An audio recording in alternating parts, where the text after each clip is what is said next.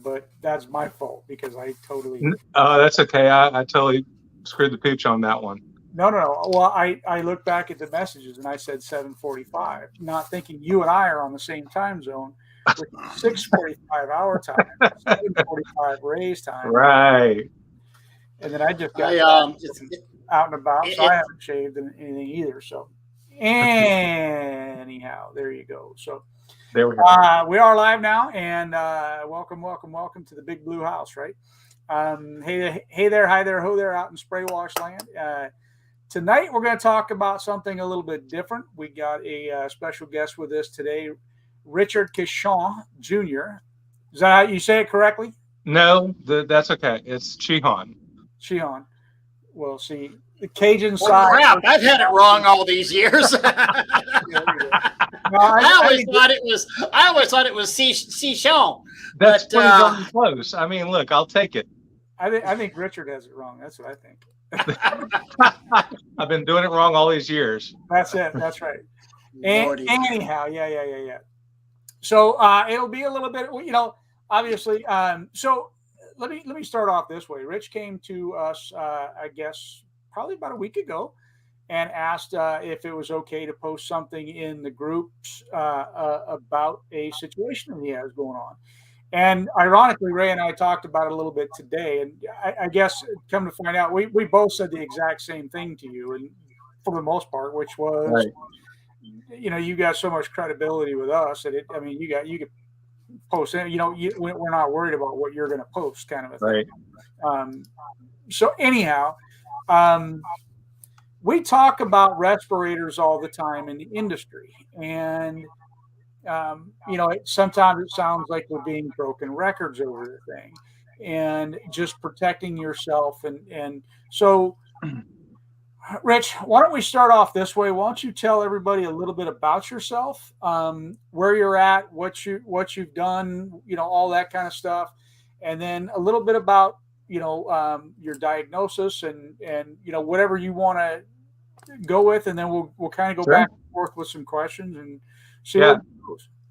Absolutely. So, Rich Chihan, we have a small 4-person pressure washing company. I think we're doing pretty well on our end, and have established ourselves since 2015.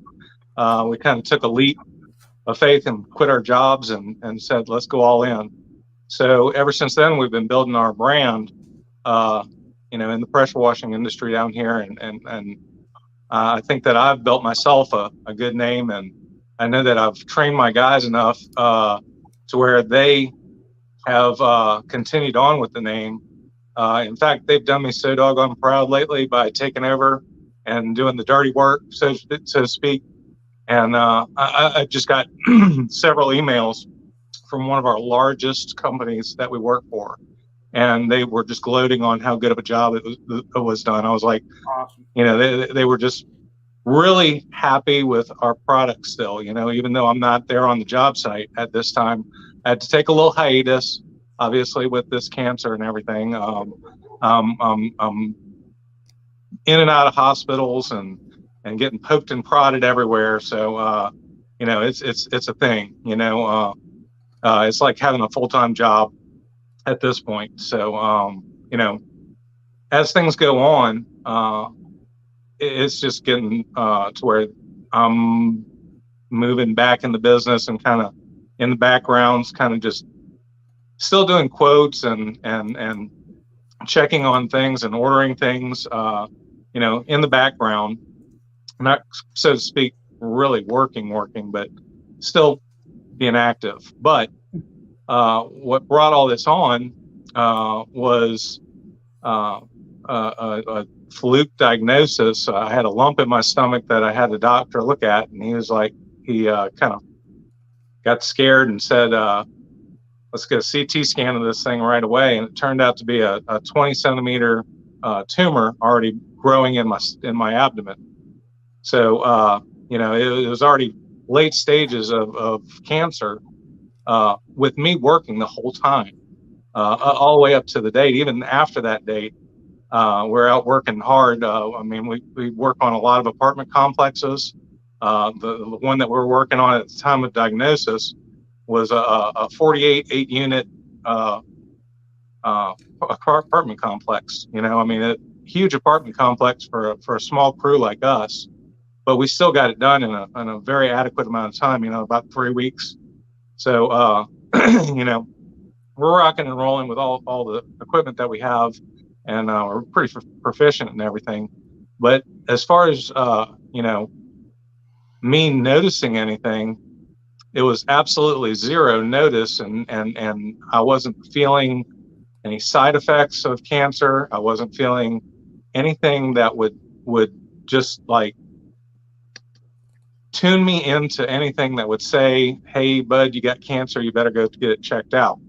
Right. So, you know, at that point, that's when everything kind of started going a little bit downhill. You know, and we're just kind of going day by day at this point.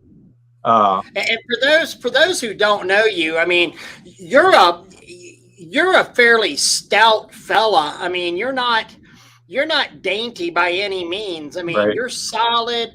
Your career law enforcement, former SWAT. I mean, you know, and very much hands-on and a worker. You know, you're not Right. you're not a paper pusher. You know, sit behind the thing. So, you know, it's crazy that this hasn't, you know, just been bringing you down, you know, Right. before this. I mean, it's really a testament, I think, to your physical ability, Rich. Right. And that's, you know, with anybody, as long as you're working hard and really pushing, I think you can kind of get through anything, regardless of what it is. I personally have a great outlook on this as far as getting through it. The doctors at MD Anderson, we went straight there. Once we got diagnosis of cancer, we went straight to MD Anderson in Texas. We weren't messing around with anybody going, I guess it's something, Right. you know. So we went to somebody that was, you know, extremely affluent in what they understood as this LeioMyoSarcoma, and they you know, even when I came in, he was like, look, I think I'm going to push on a harder drug on you. That way we can really get this nipped in the bud, because you're not coming in here with diabetes. You're not coming in here weak. You're not coming in here as a frail human being. You look like you're tough and ready to go. And I said, look, man, if we had to get into a bar fight right now, we could do it. So, you know, and I still feel that way. And that's you know, really I mean, what this is going to be, really. Right. And you know, the whole thing out of everything is absolute lack of respecting the chemicals that we use, and me not using the respirators and whatnot on job sites for so many years. Like I said, we've been doing this since 2015, and we rock and roll. I mean, we do a lot of work, and even guys around me and that are near me can attest to how go-getting we really are. I mean, we don't take no for an answer, and we beat it up. I mean, we really do. Now, and you're let me get this straight though. Whenever we talked earlier with your initial posting, you said the doctor specifically said that there was a high probability that this could be caused by exposure, correct? That's correct. That was one of the two main exposure things. One was genes, and the other one was exposure to chemicals, and specifically chlorine gas exposure. Wow. And that was just the thing, you know, it set a big red flag off in my head. And I made sure to tell him, and, you know, I mean, I'm going through my old SDS truck box booklet, you know, and I'm like, hey man, here's basically what we use, you know, and that gave him some research, I guess, to get in there and say, you know, hey, maybe this was the cause. Of course, you know, doctors are doctors. They're never gonna say, yeah, dude, that was the cause. That's it. Right. Right away without They really knowing. can't. Yeah. Right. So, you know, it's just one of those things where he said that is one of the major causes of this, and it darn sure could be the root of all evil in your case. Well, and I think this is an extremely rare cancer. Yes. So there's not, and again, since I mean, it can be passed down, but it's really, from what I've read so far, it's not really a genetic thing, though it can be passed down. And the chemical the chemical exposure is probably the highest probability, and that's where the doctor is leaning towards. And so, we can argue all day long about whether or not, again, that because the doctors aren't they're not going to say, they can't, they can't say, I mean, because there's no factual way to know exactly how and where it came from, but the probability of where it came from is going to be your exposure to chlorine gas. Extremely high. And you guys got to remember that, as we like to say, you're not spraying chlorine, right? But what you are off-gassing is a chlorine gas, especially like on a hot roof. How many roofs would you say you do? So now with roofs, I do mask up because the fumes are just so high. I mean, that was one place where I was very diligent about putting a mask on. So I wore a mask during those, but I can say honestly, and heart of hearts, I got to be honest with you, I never ever wore a mask while I'm spraying a house. Or concrete. I mean, there were times when I was smelling, I was like, God, man, I should go throw a mask on, and just in the drive of wanting to go and get something done, I was like, that's 15 minutes that I'm going to waste, getting the mask out of the truck and ripping the bag open and, getting all this. And you bring up actually a very valid point that I think Ray can probably say the same thing. And when we talk to guys about respirators, most guys say almost verbatim what you said. Well, I don't wear a respirator when I'm house washing, but I wear a respirator most of the time when I'm spraying a roof, depending on if it's windy enough that I don't need one, that kind of a thing. But what we rarely talk about is, wearing the respirator for post-treating or pre-treating concrete, because that's kind of the same thing as doing the roof. Now, mind you, that we might spray a much lower concentration, but it's hitting that hot concrete and it's off-gassing right away. So probably, to me, it would be more so on the concrete and the roof than the house wash. But for me, I've said it a dozen times over. It's mandatory for my guys, anytime they're spraying, to be wearing their mask. And if I pull up on the job site, you're not wearing it while you're spraying, somebody's getting fired. It's just the way it is, because to me, it's my job to keep my guys safe.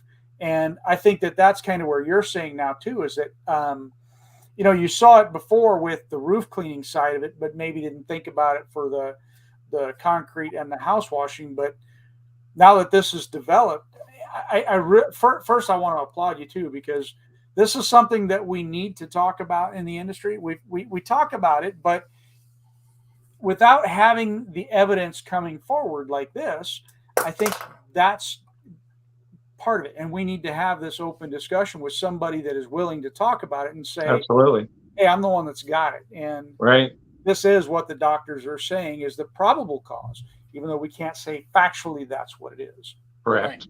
And so Brenda was asking the question here, and you think about it, really.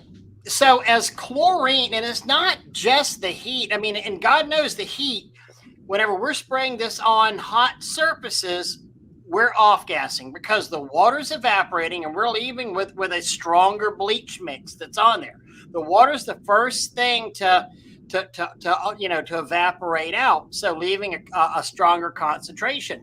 But also, as the bleach, my understanding, don't claim to be the chemist, but my understanding is, as the bleach is working, as that reaction happens and it's hitting organics, now it's off-gassing as well. Now, all of a sudden, it's chemically changing. It's running back to its salt, and it's off-gassing the chlorine gas, is my understanding on there. So even a house mix, the more organics that we come in contact with, the more chlorine is released. Think about it like this. I've always heard, the old pool guys tell me, if you go to a pool, like a public pool that smells very, very bleachy, very chloriney, it's because a lot of people are peeing in that pool. Yeah. There's a lot of organics being attacked in that pool. That's why you smell it. You wouldn't smell it if the chlorine was kind of inert, not acting. I have to agree with that 100%. I was a lifeguard. All right, let's see. Lifeguard, Yeah. SWAT guy. I mean, what haven't you done? So, were you an astronaut as well? No. Yeah. I wish that'd have been pretty cool. That would definitely be the pretty cool thing. So, and Jeff was asking, are y'all spraying wet cement or dry?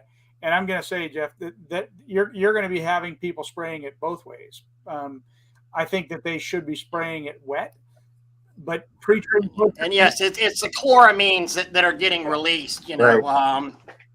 Yeah. So in a nutshell, and Ray, you've met my brother, and know that he's a chemical engineer, right?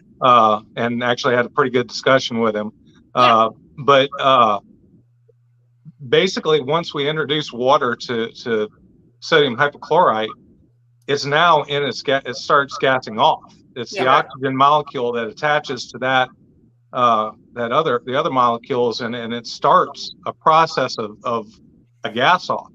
Mm-hmm. So anytime we're spraying walls, anything, it's quite literally gassing off as we're spraying, and depending on the tips that we're doing, we're atomizing it more, and that can get down into our lungs and start the process of starting a cancer, and like I said, I didn't know or even feel anything. So it's like, I'd really like everybody to know that go get checked out, go get looked at. The only thing that's gonna kind of do anything is a CT scan, and then they would be able to find something, because I didn't even feel anything. Nothing hurt. Nothing would have clued me in with any blood test or blood panels. So your white blood cells weren't even elevated at all. Not a bit. Nothing.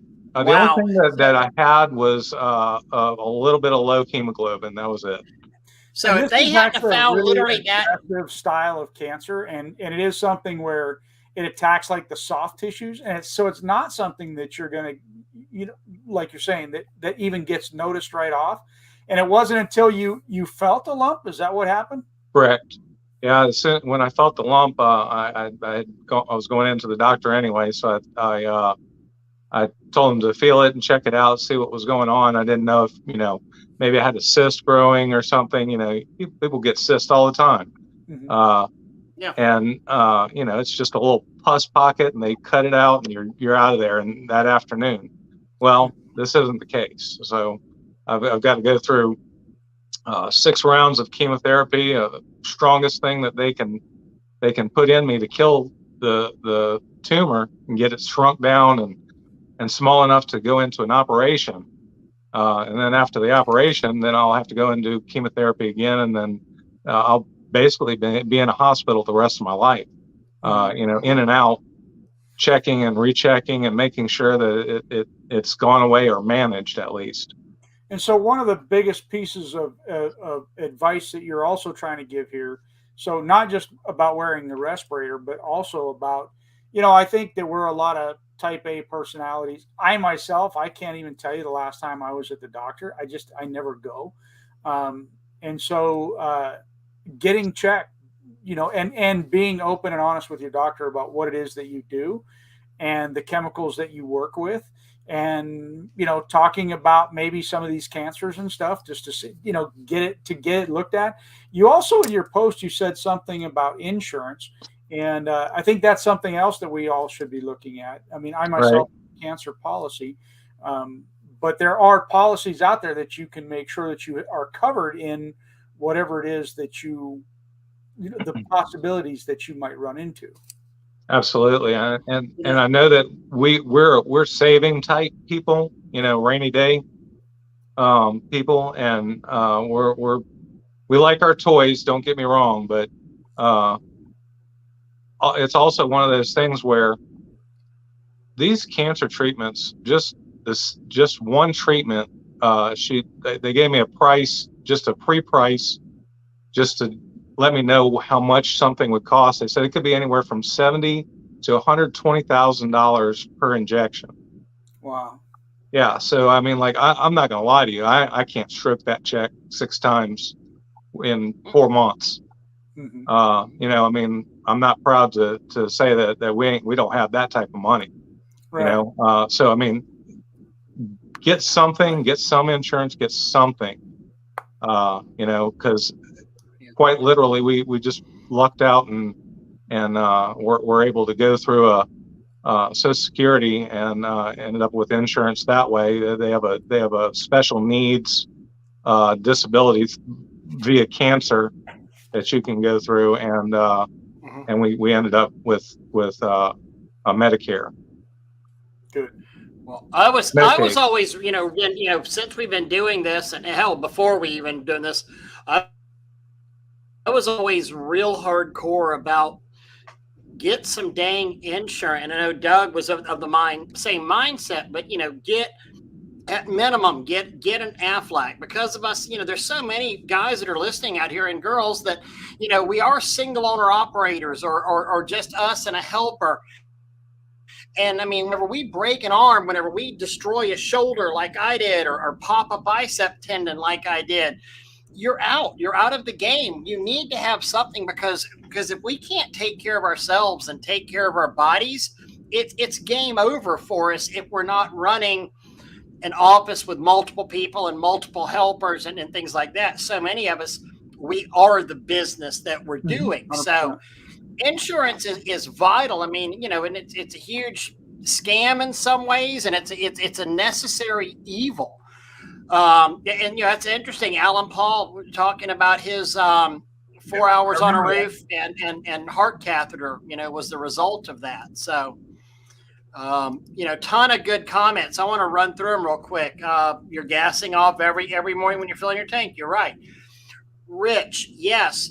Whenever we're talking about masks, the masks that we need is at least an N95, and we need an OV, which is an organic vapor. They make 2 different kinds of cartridges, and sometimes you can get them combined. Their OV is organic vapor, and AG is acid gas. So the best one you'd have is an N100. Those are hard to breathe through, but an N99 or an N95, which means it's filling out that percentage of particulates, 95 being 95%, 99, 99%. And then it also handles AG and OV, organic vapor and acid gas. That would be the best respirator you can get.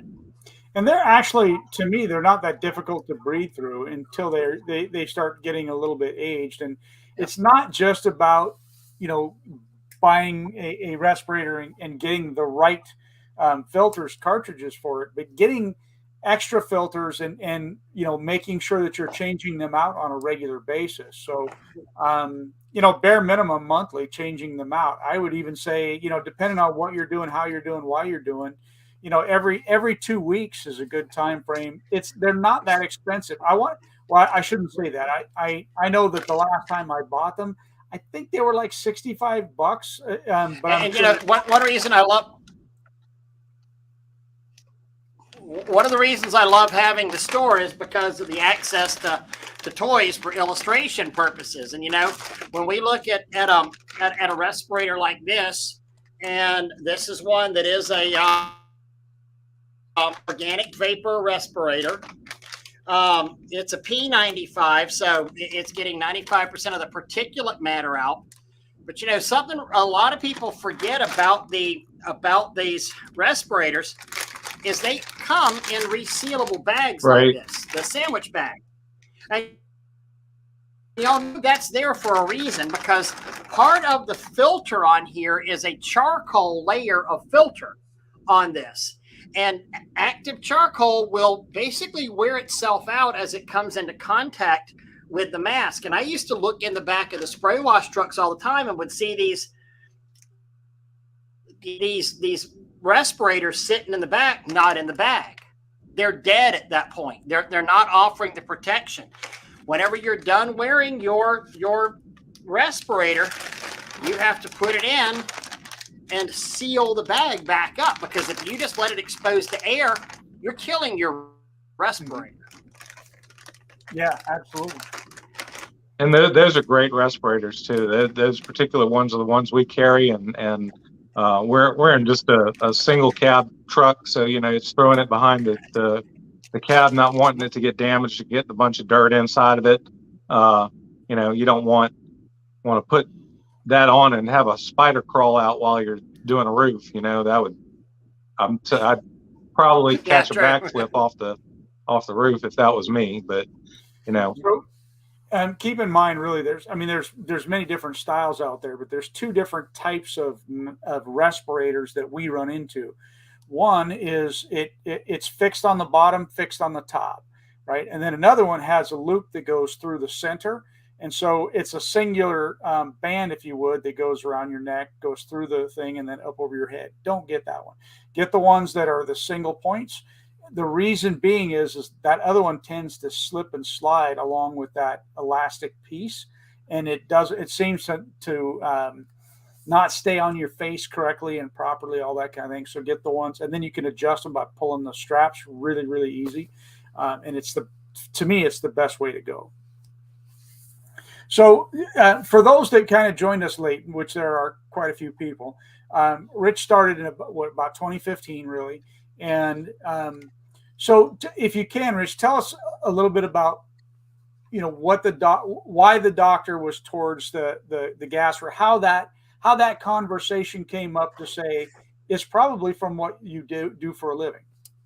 Well, I was the one that actually brought it to his attention. And during the conversation, he was very leaned into the conversation, and when I said, hey, look, I'm a pressure washer, and we use a lot of bleach in our solutions every day on a daily basis, and that would be a chlorine gas off, and he kind of did the whole, yeah, that's a major point that you got there, and he says, he's getting to that he got comfortable and he started doctor thinking, and you could see his mind working and saying, what, that is a huge part of that particular sarcoma is the chlorine gases. That's one of the main reasons that somebody could get that type of cancer in a non-cancer history family,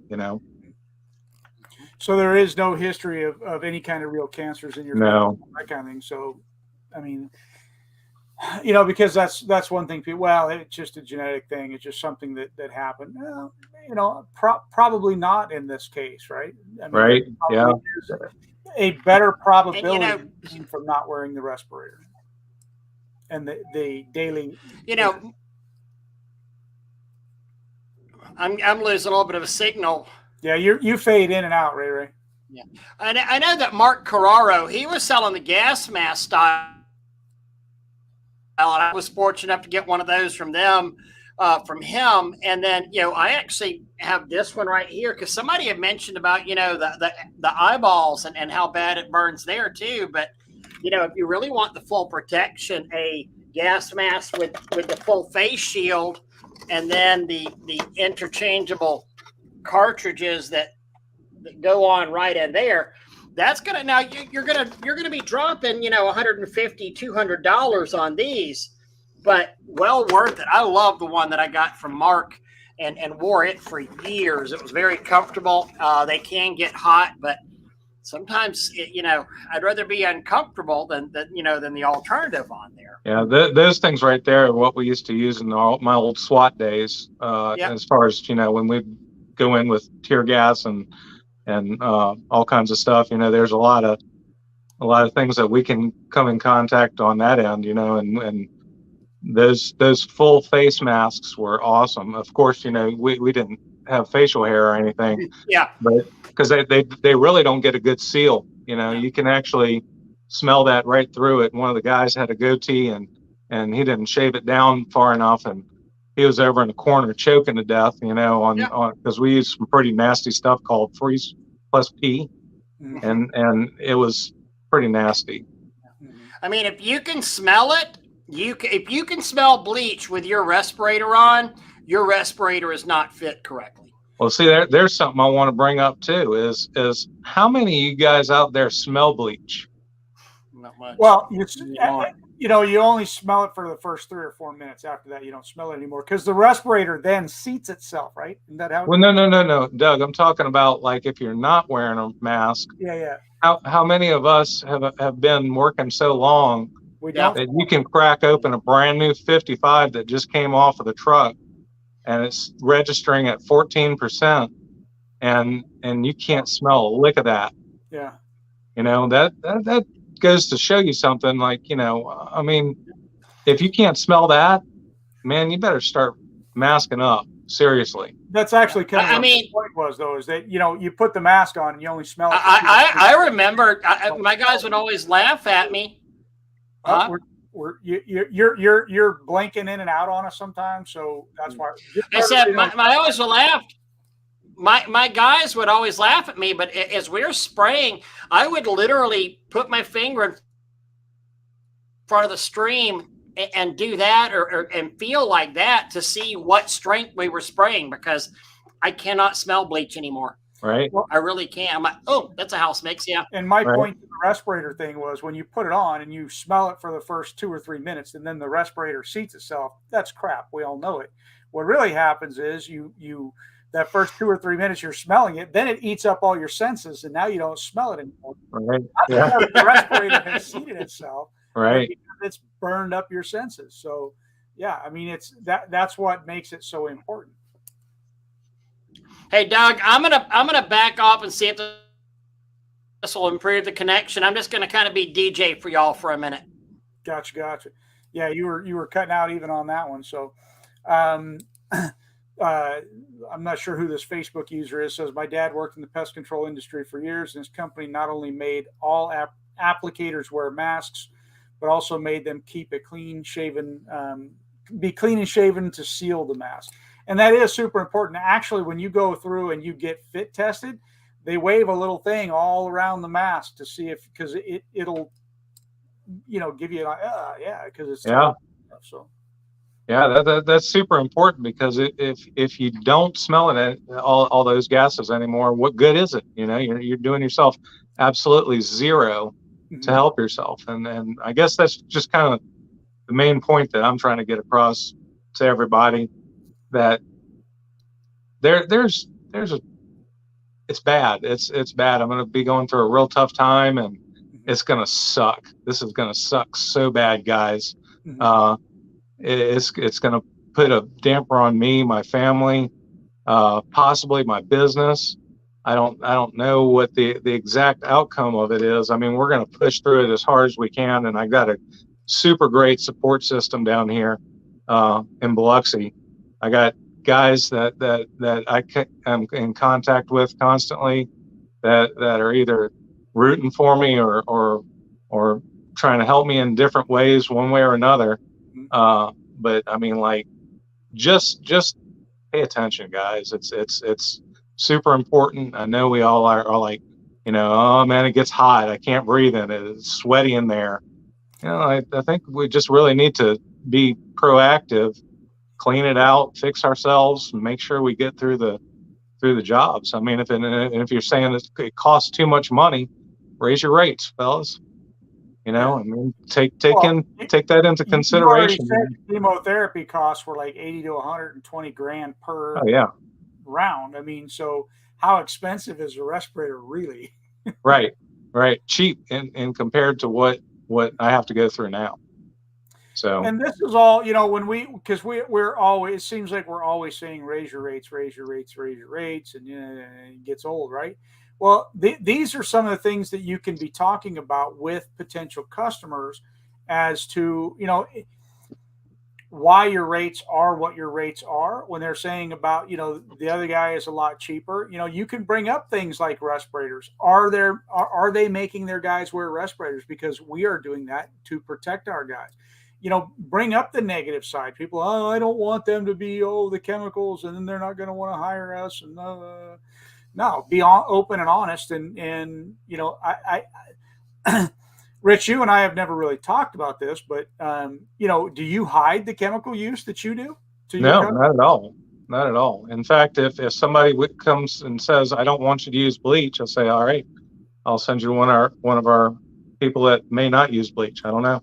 Or maybe somebody. You'll have to ask them, but we're not your company. Yeah. I'm just. It works too well. It looks too good. It does the job in cracks and crevices where you can't physically pressure wash. I mean, years and years ago, we were the company that had the several of the DeWalt 4200 psi Walmart, Home Depot pressure washers, and when they broke, we went and bought another one. Yep. And we had the long 28-foot telescoping pressure washer wand, and we're doing apartment complexes like that. How much would that suck today? Yeah. Knowing that we know how to press the easy button and use this. But in pressing that easy button, we need to be responsible and be careful, as to what we're doing to our bodies. And Josh is saying the PWNA respirator certification is fantastic. I would highly recommend it to everyone. So, and it is. They have the respirator certification thing over at the PWNA, and I think that's a good thing for everybody to look at and everybody to take, and to be able to share that with your employees. I think it'll open up your mind on a lot of things and help you understand a little bit about how the respirator fits, why it's such a good. It's an investment in your future and in your employees' futures. Alan's saying, while I had a catheter up my groin and into my heart, the cardiologist asked if I could wash his tennis court. I said, save me and let me know when. Nice. I want to add also, one of the areas that is probably the most damaging to us that we've not spoken about, and we don't think that it's bad, is screened porches on a non-windy day, because we go into a pool. It's all held in there. Yeah, exactly. I mean, it's not dissipating, and you walk into a pool screen or a screen porch, and you're literally walking into a room full of gas. Mm-hmm. It's bad, Right. And you've also house. Think about this. You got the front of the house and the back of the house, right? But the wind is blowing and it's kind of coming around. And so the one side of the house, all that wind is coming, it's kind of staying right in there and getting trapped between the two houses. And so you're sitting there spraying, you're catching all of that's coming in. That's what you're breathing in. So, I mean, even it doesn't matter. To me, it doesn't matter where you're at. It's just something that you should wear all the time. Right, I totally agree. And I think just educating our customers that when we do look like Darth Vader walking onto the property after we make our initial contact, that this is for our protection, because we do this every day, and we're not only going to your house today, we're going to 4 other houses today, or we're doing this entire apartment complex. So that's why we look like we look. We're protecting ourselves. How we're protecting ourselves, and if they say, if they give the whole, well, what's it going to do to me? We'll say probably nothing, because honestly, you don't have the exposure that we do. We do this every day, sometimes 7 days a week in the busy season. Absolutely. And Michael, I want to touch on what you're saying. So after 30 years, this scares the heck out of me. I've worn mine regularly lately, but not for the first 15 years. So, and again, one of the things about this, especially this particular type of cancer, is that it's extremely aggressive, and there's no real signs to it at all. So, look, there is no shame in going in and just getting yourself a standard checkup, and bring this up to the doctor and say, I'm just, I'm wanting to take a look, and I don't know how they'll react. I think a lot of doctors will be like, no, if you have no signs or symptoms, I mean, we're not just going to run a CAT scan for no reason. kind of a thing. But there is a reason. You've been exposed for a long period of time. Right. And I would just, maybe even call them up. Tell them to call me. I'll give you my cell. Yeah. I mean, I'm the reason why. Yeah, exactly. And it's just like with women. Women go in for mammograms. There's not necessarily any sign or whatever that they have.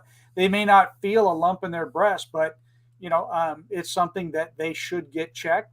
Even as we're getting older, look at us. We've all got a little bit of gray hair, right? So as we get older, there are certain checkups that we're supposed to have anyhow. So why not?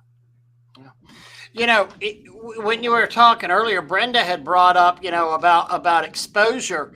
And back in 2017, when I wrote that first safety class, that first safety class that we had, and one of the things that I talked to my OSHA deputy director of the Jacksonville office about, and because we were kind of cutting up about, well, we're not, we're in closed-toed shoes and we're washing in Crocs and we're doing, we're soft washing. We're not pressure washing. I'm not exposing my guys to high pressure. And one of the things he said was, don't get me started on your soft washing stuff. And I don't think he said stuff. He said, because in any other industry, if we were exposing people to chemicals like you're exposing your employees to chemicals, we would have a field day with you. Mm-hmm.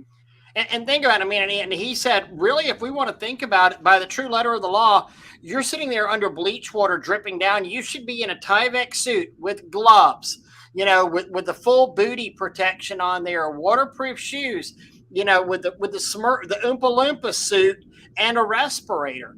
And I was like, dude, nobody would work for me. Literally, we'd all pass out from heat exhaustion. He said, no, I get it. I'm just telling you, by the strictest letter of the law, that's what you should be doing for the chemical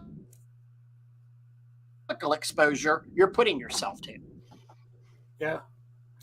And I can't tell you how many times that, especially this happened more before the proportioner than after the proportioner. So when I was batch mixing, this would happen. You're trying to figure out your calculations, and you start off with a roof mix at 3 to 4%, and then you try to break it down to a 1% or maybe a 1.5%, and who knows where you're really at.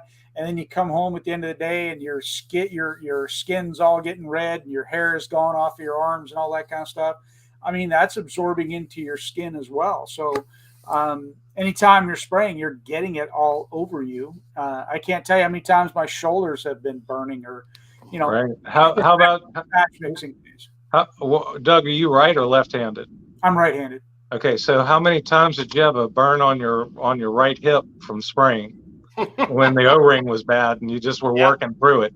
Yeah. You know what I mean? So we're all guilty of these things. These are common things that we're dealing with. This is everybody. Everybody has those issues. There it is, right there, right down the arm. That one little line. Like, how many of us have had that red line going down all the way to your elbow? I had a business partner once tell me something, and non-washing related, but the comment that he made to me was, it takes no time at all to be uncomfortable. And in all honesty, he's 100% right, because how many times do we need to swap out an O-ring? Do we need to change out a gun? Do we need to do a 30-second or maybe even 5-minute task that would make us comfortable to wash off our windshield for an extra 45 seconds, but we don't do it. And if we don't take that time, we're going to be uncomfortable. So dang it, spend a little extra time and do something for your comfort. Yep. If it's leaking, stop and fix it. That was the rule. Exactly because of that, especially once when I got burned in the nether region. Man, ever since I knew at that point, hey, look, this is so stupid. It literally is going to take me 5 minutes to, swap out this leaking O-ring or this tip, and then I don't have that leaking situation anymore. And I'm no longer, really exposing myself as badly because I don't have it, running down my arm kind of a thing. So right. It is something that you should swap out. And and Jeff brings up a good point here. He said, I was talking to a man in another group today. Chlorine, it's fairly carelessly made, nowhere near as clean as it used to be. It's more yellow, more impurities. Absolutely. There's now like 3 ways of making chlorine, where there used to be one way of making chlorine, but they've changed up the whole manufacture of that over the past few years, and there's multiple ways of making it. Some are better than others on there. There's the low salt bleach. There's several different things. Mm-hmm. This Facebook user is saying exposure to cleaning products once a week could increase the risk of becoming breathless. Bleach has been linked to serious lung conditions, including bronchitis and emphysema. Yeah. Wow. Absolutely. And Tanya makes a comment. I know that lady. God bless you, Rich, for caring enough to come on here and educate and share your story. What a true testament of your character, compassion, and courage. Thank you for caring, and I hope folks will heed your message. We'll be cheering you on through your journey, my friend, and you truly have an entire village behind you. You got more than a village. You've got a mid-sized city behind you. Mm-hmm. So, man. I know that everybody is so great in our industry. Everybody really pulls together, and there's nobody that's going to really let anybody down. I know we have our camaraderie, but we also have our competitiveness too, because like Doug said earlier, we're all kind of alphas. We're in there to win it. Yeah.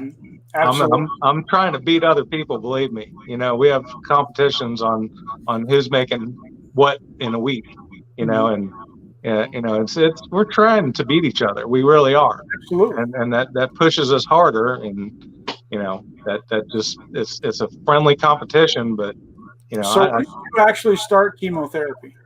I started on Wednesday. I got a port put in. They went in on my left side, and they've got it's underneath my skin.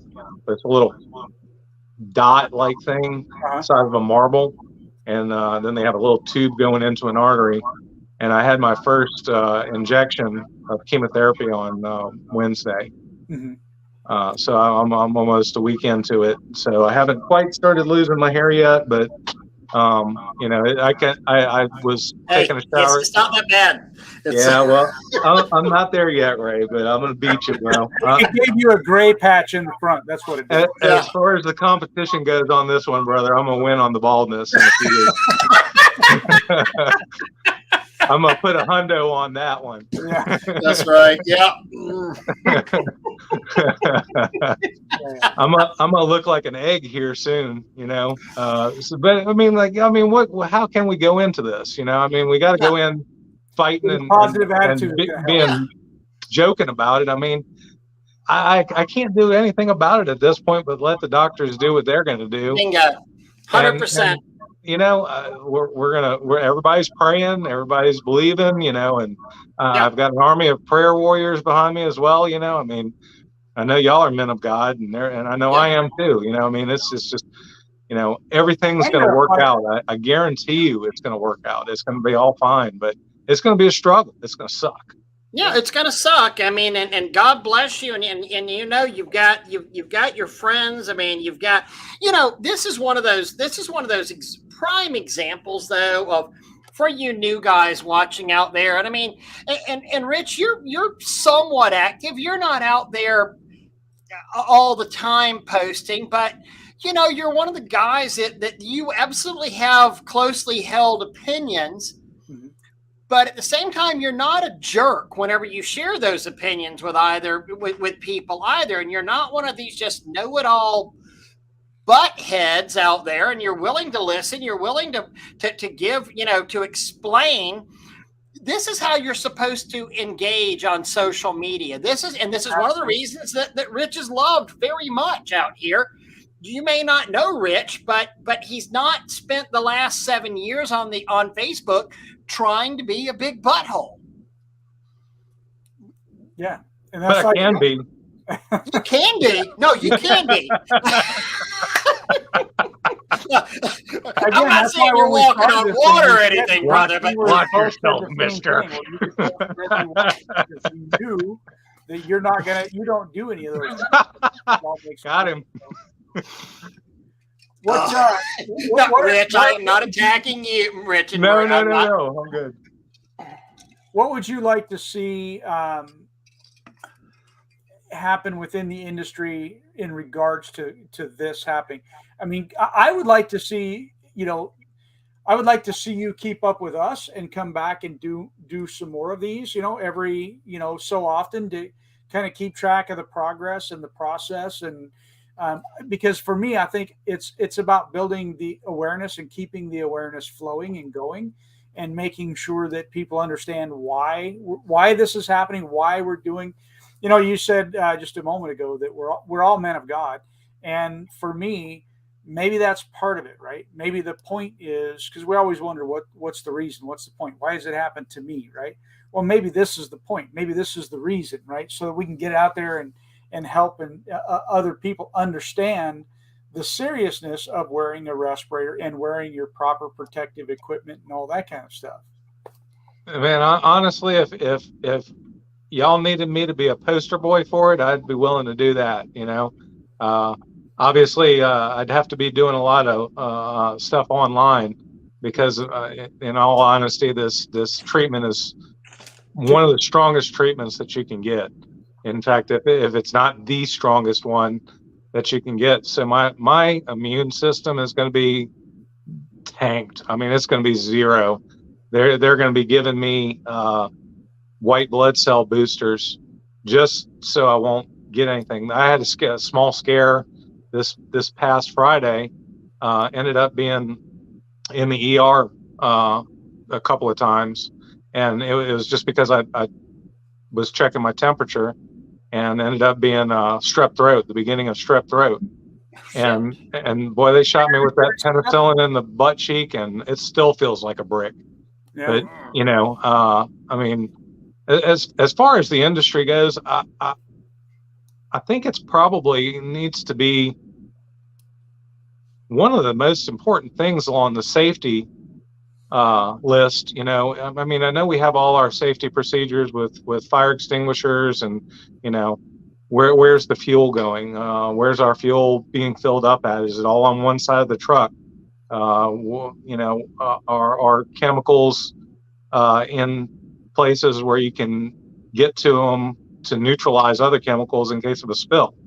I mean, if we have a whole spill out, I've got a bucket of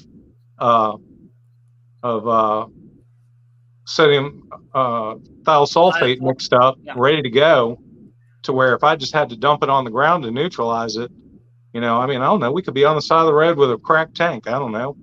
So, I think that it's got to be part of the safety awareness of the industry that we need to really promote something. I know I was definitely one that did not want to wear a mask because it's hot. I mean, we're in South Mississippi. I mean, we all three of us are on the same plane. Yeah, we're on the same latitude, Yeah, absolutely. I mean, we all know we're in the devil's taint of the world during summer. We are. I mean, y'all know how hot it is. I mean, it's unbearable sometimes. It's absolutely miserable here come August, and then throw a mask on top of that. You mentioned about about the being prepared, and there's more of us that need to do this. I literally watched today was Monday, and a guy came in, and I saw him. He's a frequent customer. He comes in. I was like, "Hey, Mark, what's going on? How was your day? Or how was your weekend?" And he's like, "Yeah, I'm going to show you something that's either going to make you cry or make you laugh." And I said, "Okay, show it to me." And he showed me a video on his phone of his truck going up in flames. Oh. And he had just gotten it out of the shop. And most likely what happened, he was having his brake lines redone because of bleach. And thinks that maybe the mechanic, because it was on the driver's side the driver's side front, but they're thinking the mechanic may not have tightened down the brake fluid reservoir really well, because there was brake fluid spilling out when the fire started as it was spraying up against the hot engine on there. His truck was a total, absolute 100% loss, fully involved fire, And we were talking, he's like, I saw the fire starting. He said, I just got this thing out of the shop. I took it home. I cleaned it up. I took everything out. I was going to start fresh because I haven't had this truck in about 4 months because we were getting new brake lines put on it. And I've been using my personal truck to pull a trailer around. It's a nice wrapped truck. He said, I took my fire extinguisher out. I took, the safety stuff out. I was just in a bare truck. I had just had it washed and I was feeling kind of proud. I was not prepared for this because normally I would have the fire extinguisher right behind, the driver's thing. And that's something that kind of gets going into the DOT where I just took the DOT the class at PWNA. If you're doing safety stuff, you better know where your safety stuff is no good. If you say, yeah, I've got a respirator, it's in the truck somewhere. Never been opened. Unless you know where it is and unless you use it, it does you no good. Yeah, I got a fire extinguisher. It's if you ever get stopped by the DOT, okay, where's your fire extinguisher at? It's in the truck. They know that you've not done your pre-inspection check off on there and said, okay, fire extinguisher is in its place. Triangles are in their place. You've not done that. So all the safety gear in the world only works unless you use it. I have to agree with that. Like in our off-roading expeditions, I'm big into rock crawling. How many Jeeps do you have now? Don't get me on that. Anyhow, keep going. It's to my wife, too many. So, we've had fires in the middle of nowhere, and we carry the smaller extinguishers, and I got to be honest with you, those smaller extinguishers are like spitting at a fire, at a fuel fire or a brake line fire. And to be honest with you, we've switched to the bigger ones, and we put them on all four corners, because and more towards the exterior, and we actually translated that onto our truck as well. So on the front by the headache rack, we have one on each side, and then towards the back we have one on each side. Because what if a fire happens right by that fire extinguisher? You gonna grab it? No, you can't. No. You can't. I mean, seriously, what are we talking about here? We're talking an extra $100 or something. I mean, we're talking about what some of us would drop on a happy hour, half of a happy hour at some point. Buy the extra safety gear. Come on, man. How many times have you bought a $300 bottle of whiskey? Grab a fire extinguisher, an extra one. It's not that difficult. They're out there, and you have to make sure that you keep up with them as well. Just buying one absolutely for 5 years, in your truck, never using it and saying, okay, well, I have one. Great. But when was the last time you checked it and made sure that it is in working order? Because and there's inspection companies that'll do that for you. You can just have them come by and just do a simple check on it and they'll put a tag out on it, and they'll tag it and put it for that year. It's checked for 2022. It's good for 3 years. Who knows? I don't know. I don't remember what. I think they're yearly. They're supposed to be done by right. Years. That's some good info right there. What Jeff is saying. Years back, Dave Nazat and I cleaned the largest roof in Louisiana. I remember whenever you went out for that, Jeff, but he gave you a pouch with sodium thiosulfate. Since that day, you carry it in your pocket. Must have anti-venom on you at all times. Yeah, I do not disagree at all. Yeah, and there's some of that you buy it. That is, you get it at the fish tank store, and it comes in a little tube. Helps out a lot. Like if you get it on your face and all that, you can wipe it on there to help neutralize it on your face and all. I can't remember what it's called though. What's that? The ones that you can get at a like a fish tank store. Oh, it's just water neutralizer. Water conditioner. So yeah. Yeah, but it's got a specific name to it, kind of a thing. Yeah. So, and it's great. Rich, you need to blink every now and then. I am not a robot. It's side effects of the chemo. It's. Right. I didn't realize I wasn't blinking. Oh man. So we should start. Okay, so I'm going to go with the dark humor here, just because I know Rich is good with this because he's got a very positive attitude and all that. But I'm starting a prize pool that we all get to, like, you buy your block on when Rich is going to go bald. It's put it on a calendar. We can do a spray wash calendar. We'll have a bald pool. Yeah. We can put tufts of hair on the date. Yeah. Always happen to you assholes with good hair too. You like me. I'll always be the wispy guy here. Yeah. Karma's getting me now, huh? Yeah, that's it. Yeah, I always wondered, so you'll have to give us the updates there. I mean, does it happen like you're that kid from that movie from like the 80s that like was just all bald, or is it just yeah, dude. I mean, like, I'm going to lose eyelashes, eyebrows, the whole shebang. Oh, awesome. Yeah, dude. The doctor, he said, just picture a newborn baby. You know, I was like, that's awesome. I won't have to shave down there anymore. No more manscaping for me, baby. Baby smooth. That's right. Oh man, baby's butt. No, well, Rich, you know you are, and thank you so much for. I can't, and one, you're so are in our prayers, and I know I was on my knees last week, whenever you told me the news on there, and you'll continue to be on them. And we're going to reach out to the church and get you on every prayer list that we can. And thank you so much for coming out here and talking about this and sharing this with everybody. And I think I can't overstate how much this may have helped one person. This could have literally change the trajectory of one person's life out there you've changed their world just by hearing this, or changed their employees' world. I hope so too, and I hope that everybody takes this not with a grain of salt. I mean, this is a boulder, guys. I mean, this is no joke. I know I don't look like it right now, but we'll have to do an update once I start looking like absolute crap, like a big they said Uncle Fester was brought up. You could be Uncle Fester.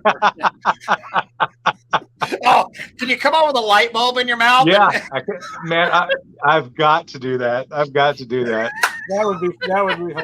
Yeah. My wife already got me the whole visor with the fake hair on top of it. Nice. That's spiked up. Yeah, she's cool. I told her to get me a Joe Dirt one too. You gotta have them. If she finds a spare, let me.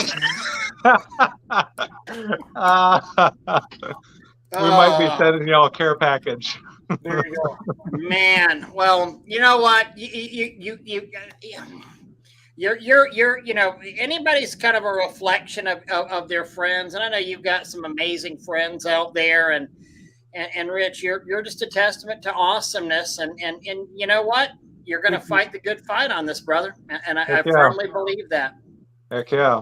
I think that also makes it a little bit easier too, because I feel like you are you're a true warrior, and, your spirits are good and all that. It'll be a hell of a fight, but I believe the same as you do. You're going to come out on top because that's who you are as a person. And it's just something that you're going to kick butt on. The fight's in me, I mean, it's always been in me, and losing isn't an option. It never has been. That's why we've been successful in our business.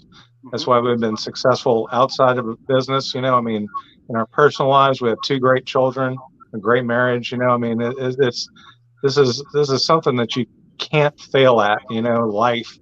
It's not just one thing or another. You got to have this outlook. Everywhere, nothing. Don't fail. Don't fail. Mm-hmm. There's an old saying. It was something like, there's the one person that watched the waves. Was watching the sea and watching the waves, break against the rocks, and was thinking how just watching that. And then there's the other guy, and he was kind of scared about the futility of his life. And then there's the other guy that said, you know what, he watched the same thing happening going, you know what, I am the Rock, bitch. Yeah. Yeah. I had some communications with some of my old SWAT team members, you know, and they were like, like especially my my commander, he called me and he says, I am not allowing you to lose. It will not happen. Nice. Now you've got orders now. That's right. That's it. It is Absolutely. what it is. Well, you give us, I mean, hey, this doesn't have to be Monday night. You want to talk about something, you want to do it, you give us a few minutes notice and we'll go live. And again, thank you so much for the time, and God knows we're all rooting for you. And again, thank you for bringing this, because I know we've helped some people out here.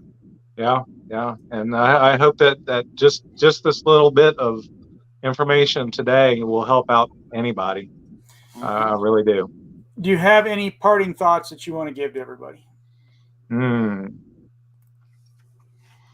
don't know. I'm not one of huge wisdom words. I don't know. Go get them, guys. You know, I mean, make this is our slow season. Bring it back up. This is the time when you guys want to get out and hustle. Don't wait till it gets to the season when you're behind the ball. You know, start hitting these people hard now. While they do have time. They're doing budgets right now. They're figuring out next year. Exactly. You know, rock out. Don't.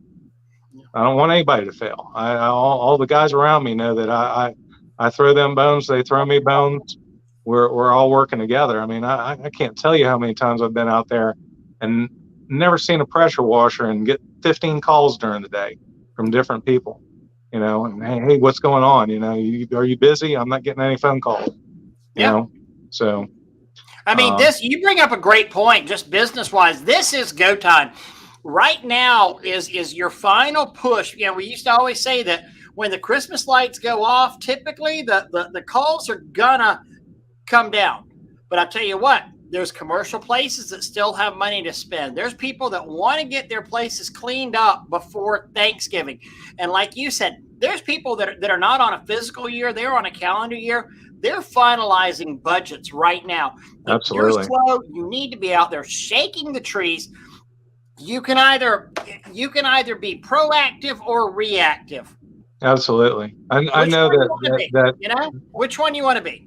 Right. Be the guy that can make a phone call and get a 20 grand deal. You know, I mean, absolutely. Don't be scared of that stuff. You know, I mean, it can happen. I mean, it's not far fetched to make a phone call to the guy that you talked to 6 months ago, and he's literally done nothing yet, nothing. And he'll say, oh man, I totally forgot about that. Yeah. And I've got 50 grand I need to spend by the end of the year. Can you hook me up? Well, hell yeah, I can hook you up. I'll work night and day for that. Yeah. And not only that, we might even be able to call it sanitizing and put it under COVID funds and classify it under that instead of your annual budget on there, you know? Right. Right. Yeah. I want to give you all real quick, just a little story. I told this to somebody today, and it actually has to do with a customer of mine. And, so he came in and he's a couple of counties over. He's over down in Taylor County. And he was asking how he grew in Taylor County to the south of us. And he's asking how he grew his government business. Cause we were always real big in that. And I said, you need to go out and find who's in charge of governments. And we literally sat here and on the computer and I said, okay, let's look at Taylor County School Board. Bob Johnson, facilities director. Here's his email and his phone number. Oh, wow. You think I should call? Yeah, I think you should. Oh, is that his email there too? He's taking a picture of my screen. And I said, wow, Taylor County facilities maintenance. Here's, Ben White. Oh, you think I should? Yes, I do. We came in about maybe a month later. I saw him. Man, you would be so happy with me, Ray. I was like, why is that? He said, I sent an email to both of those guys He said, I even went and took a picture of one of the schools that was really dirty and sent an email. So I said, I'm proud of you, you know? So what did he say? He's like, well, I don't know. He never responded. And that's what's happening to a lot of your and I said, well, did you do a follow-up email? Well, no. I said, did you do a phone call? Well, no. Did you? Then how do you know he even got your email that you sent him down in Taylor County? It may have gone to his spam folder that he never checks. You may have put that picture to it and it automatically flagged it and sent it to his trash because it had a file from an unknown thing. I said, man, what's the worst that's going to happen? You're going to hear no. You hear that from your wife probably 5 times a week. I mean, seriously. Pick up the phone and call. Fortune favors the bold. Guys, if anybody out here is listening to this podcast, if you're too scared to pick up the phone and call a facilities guy and hear the word no, you're in the wrong business. Say it, Doug. Say it, Doug. I know you want to say it. Your famous Goya, baby. Goya. Yeah. Get off your ass. That's it. I mean, you won't be successful unless you don't. No, I mean, it's quite literally a phone call or a walk up, knock on a door. I don't give a care if it says no soliciting. Kick me the freak off your property. Okay. Sorry, my bad. You know, whoops, didn't see it. Yeah. Here I am in La La Land. By the way, my name's Rich. You want to go eat lunch? Yeah. The power of lunch is pretty amazing. Bro, bring some donuts. See what happens. Yep. That gatekeeper gets real loose with their information. That's right. That's right. Absolutely. You get her some Krispy Kremes, and all of a sudden, she's your best friend. Heck yeah. Yeah. But Jacob Dell's telling me to do lewd things on here. Jacob. That boy. Listen to that boy. He's wrong. He ain't got good sense. Yeah. I don't even know why we let him on here. No, don't. Yeah.